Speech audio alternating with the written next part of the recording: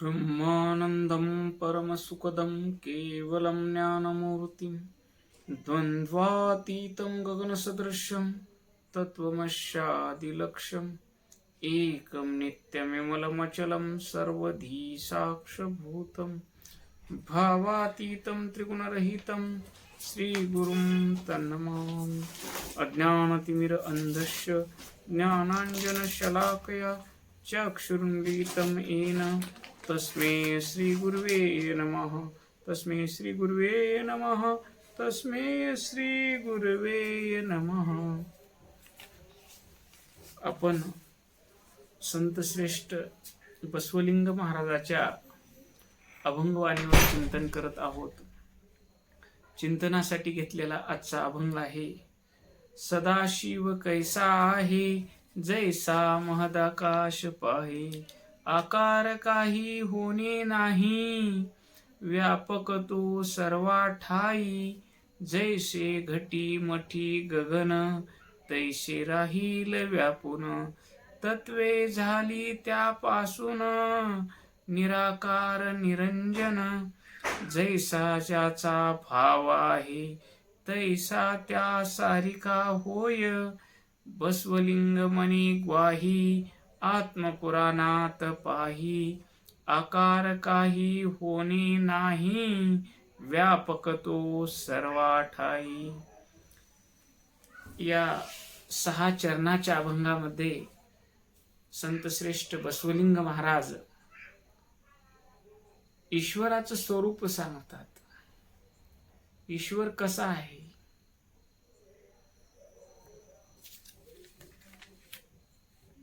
ज्यांनी ईश्वराचा अनुभव घेतला तेच ईश्वर सांगू शकतात, नाहीतर आंधळ्या माणसाने हत्ती बघितल्यासारखी कथा होती। 10 आंधळे जमले आणि हत्तीला चापचून बघू लागले।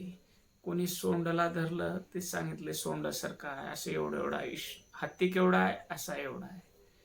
पुन्हा कोणी पायाला धरले, त्यांच्या हातात एकच भागाला पाय हत्ती एवढा आहे। कोणी पोटाला हात लावले, हत्ती एवढा आहे। असं आंधळ्याच्या हाताला जेवढं लागलं तेवढं त्यांनी सांगितलं हत्तीचं। कोणाच्या हाताला शिपूट लागलं तर हत्ती केवढा आहे ते शेपटाची साईज सांगू लागली। पण हा तर परमात्मा आहे। ह्या परमात्म्याचा ज्यांनी अनुभव घेतला, असे संत ज्यांनी परमतत्वाचा अनुभव घेतला, ईश्वरी साक्षात्कार करून घेतला आणि त्या परम आनंद अवस्थेत, पूर्ण समाधानाच्या अवस्थेत ज्यांनी आपलं जीवन व्यतीत केलं, अशा महान संत बसवलिंग महाराजाचा हा 6 चरणाचा अभंग आहे। यात म्हणतात, सदाशिव कैसा आहे जैसा महद आकाश पाहे। देव कसा आहे तर आकाशाकडे बघा, आकाश कसं सर्वत्र व्यापक आहे तसं परमात्मा सर्वत्र व्यापक आहे। सदाशिव शिव तत्व हे सर्वत्र व्यापक आहे। शंकर जळी काष्टी भरला, पिंडी ब्रह्मांडी पिंबला, शिव सर्वा घटी भरला, रीता ठाव नाही उरला। शिव तत्व, परमात्म तत्व सर्वत्र व्यापक आहे। देव कुठे आहे असं जर कोणी प्रश्न विचारलं तर संत म्हणतात, देव कुठं नाही सांगा, देव नाही अशी जागा दाखवा, देव नाही असं ठिकाण दाखवा। सर्व चराचर विश्व त्या परमात्म्यापासून बनलेलं आहे। व्यवहारातलं उदाहरण घ्यायचं असलं तर वीज झिरोच्या बल्बातून झिरोचा बल्ब लावला तर कमी प्रकाश देईल,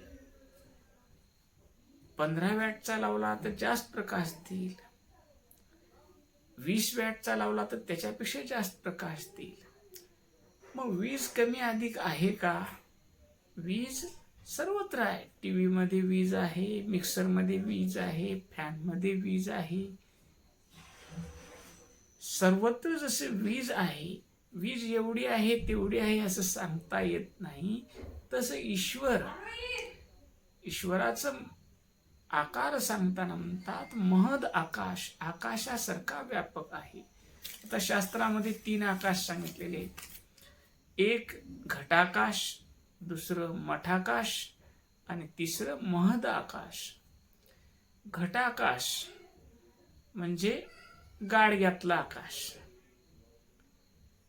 आणि मठाकाश म्हणजे 4 भिंतीमधली पोकळी, 4 भिंतीमधलं आकाश. आणि महद आकाश म्हणजे आपण जे वरी पाहतो ते सर्व आकाश. मग गाडग्यातलं आकाश केवढं हो? गाडग्या एवढंच, गाडग्याच्या आकाराचंच गाडग्याचं आकाश. मठाकाश, मठाचा जेवढा आकार आहे तेवढं त्या मठाच्या खोलीतल्या एवढंच ते आकाश दिसतं. आकार काही होणे नाही, व्यापक तो सर्वा ठाई. त्याचा आकार सांगता येत नाही, तो सर्व ठाई व्यापक आहे. या देहातली पोकळी या देहापुरतीच आहे. इथं 3 उदाहरणं दिली. जैसे घटी मठी गगन तैसे राहिले व्यापून. गाडग्यामध्ये जे आकाश आहे, पोकळी आहे, ती केवढी आहे? गाडग्या एवढी.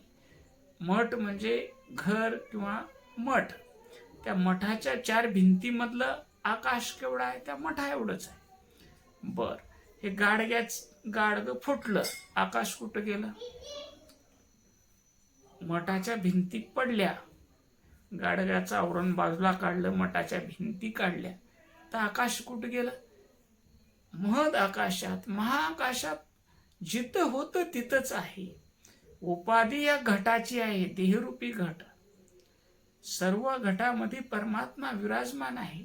हा घट हे शरीर उत्पन्न होण्याआधी तो होता, आजही आहे आणि हे शरीर लयाला गेल्यानंतरही तिथंच राहणार आहे. जसं गाडग्यातलं आकाश, मठातलं आकाश कुठंही जात नाही, ती फक्त त्या गाडग्याच्या उपाधीनं, मातीच्या उपाधीनं भासतं की हे गाडग्या एवढं आकाश आहे.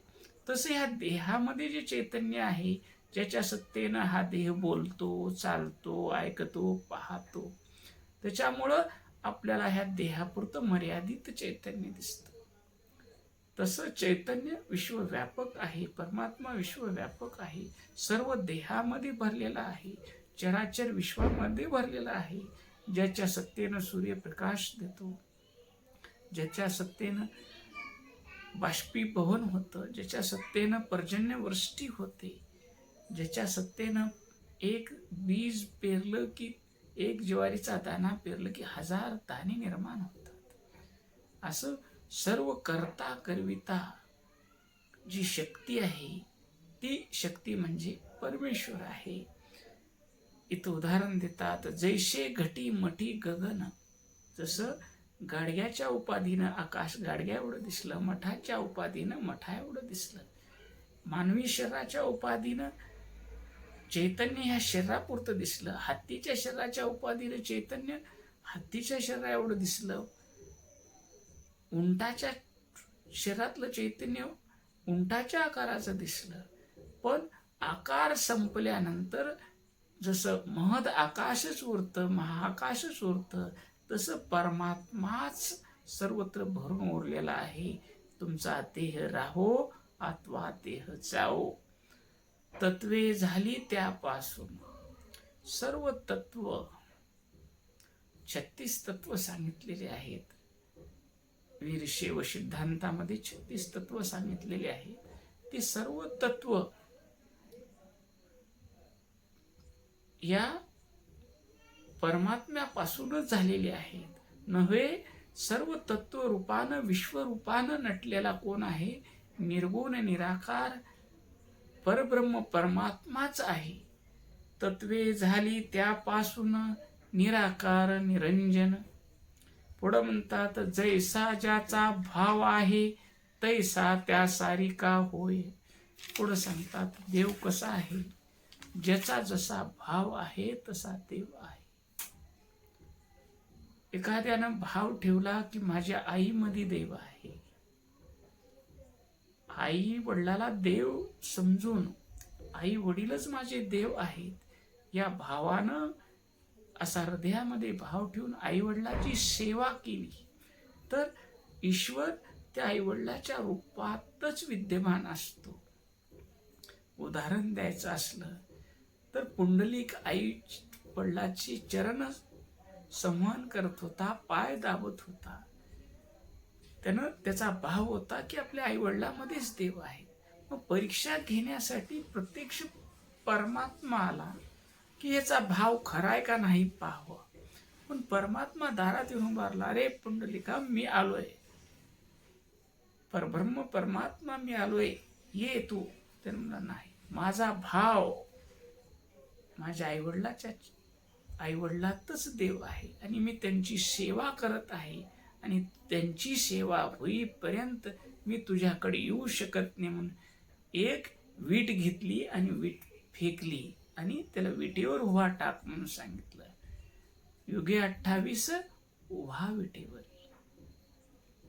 तुमचा जसा भाव आहे, तुम्ही तुमच्या भावामध्ये जर परमात्मा पाहिलो तर परमात्मा तुमच्या भावाच्या आकारात येईल. तुम्ही जर तुमच्या सद्गुरुनाथामध्ये परमात्मा पाहिलो तर तुमचा परमात्मा सद्गुरुनाथातच विराजमान असेल.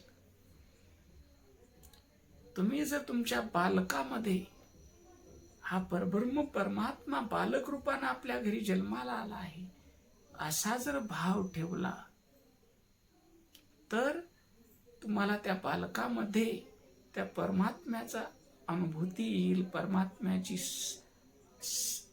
साक्षीत्व मिळेल. तुम्ही जर एखाद्या महादेवाच्या पिंडीमध्ये परमात्मा आहे असा भाव ठेवून त्याची पूजा केली तर ते चैतन्य, मृण्मय मूर्ती, चिन्मय चैतन्य तिथं जागृत होईल. म्हणतात ना, महादेव जागृत आहे. कशामुळं? भक्ताच्या भावामुळं.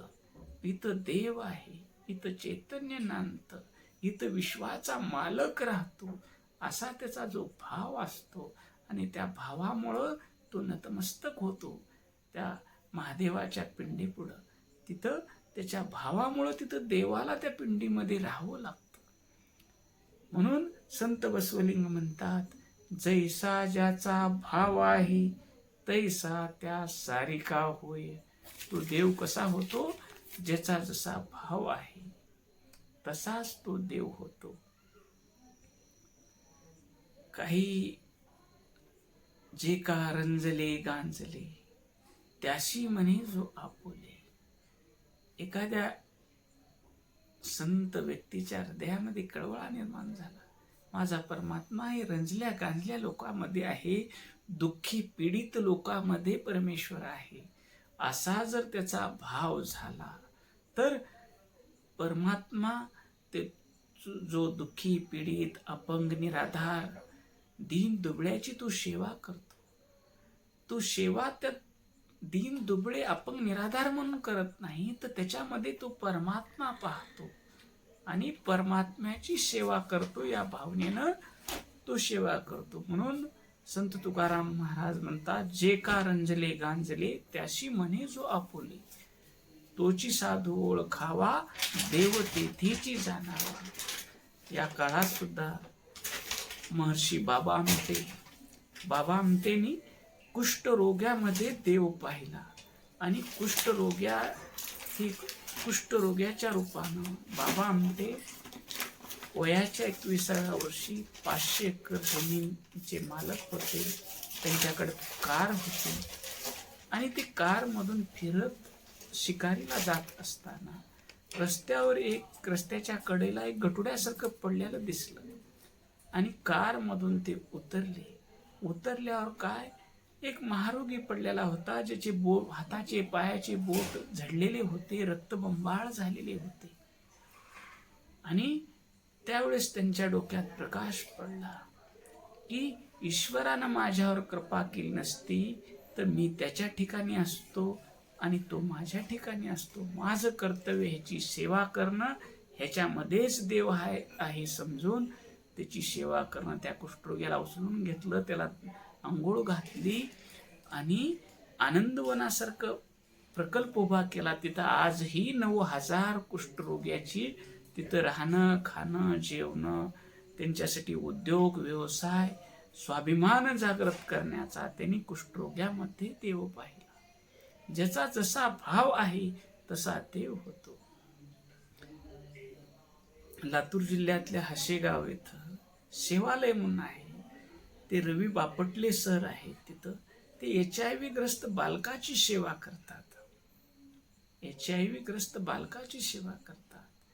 असंच ते रवी बापटले सरांना आम्ही भेटलो. तर ही सेवेची प्रेरणा कुठं मिळाली तुम्हाला? त्यावेळेस ते म्हणले, मी दैनिक संचारमध्ये पत्रकार होतो आणि दिवाळीच्या सुट्टीसाठी मी गावाकडे गेलो होतो. गावाकडे गेल्यानंतर एक HIV ग्रस्त बालकाचा बाहेर फिरायला गेल्यानंतर सांगडा पडलेला दिसला. चौकशी केली तर कळालं की याला HIV एड्स झालेला होता. म्हणून या बालकाचा अंतिम संस्कार केलेला नाही. रस्त्याच्या कडेला मेलेलं कुत्रं जनावर टाकतात तसा तो देह टाकून दिलेला होता. त्यावेळेस त्यांनी निश्चय केला की या HIV बाधित लेकराचा काही दोष नाही आणि माझं जीवन ह्याच्या सेवेतच घालायचं आहे. त्याची सेवा म्हणजे माझ्यासाठी ईश्वर सेवा आहे. आजही त्या हशेगाव इथं सेवालयाच्या रूपानं रवी बापटले सरनं विवाह केला नाही. 150 बालकं आहेत त्या सेवालयामध्ये. त्यांचं राहणं, जेवणं, शिक्षण सर्व ते रवी बापटले सर, त्यांच्यात साक्षात परमेश्वर आहे या भावनेनं त्यांची सेवा करतात. म्हणून संत म्हणतात, जैसा ज्याचा भाव आहे तैसा त्या सारिका होय. बसवलिंग म्हणे ग्वाही आत्मपुराणात पाही. तुम्ही स्वतः विचार करा आणि ठरवा. तुम्ही जिथं भाव ठेवचाल तिथं तुमचा देव उभा आहे. तुम्ही बघा, तुम्ही तुमच्या आईवर भाव ठेवा, तुम्हाला आईमध्ये देव दिसेल. वडिलावर भाव ठेवा, वडिलामध्ये देव दिसेल. भावावर भाव ठेवा, भावात देव दिसेल. सद्गुरुनाथावर भाव ठेवा, हे माझे ईश्वरच आहेत. ज्ञानेश्वरांनी मोठे बंधू निवृत्तीनाथ त्यांच्यात भाव ठेवला. हे सद्गुरू मोठे बंधू माझे देव आहे, सद्गुरुनाथ आहेत. त्यांना तिथंच ईश्वराची सद्गुरुनाथातच प्राप्ती झाली. असे पुराणात कितीतरी उदाहरणं आहेत. लक्ष्मणानं मोठ्या भावामध्येच ईश्वर पाहिला. माझे ईश्वर माझे भाऊच आहेत.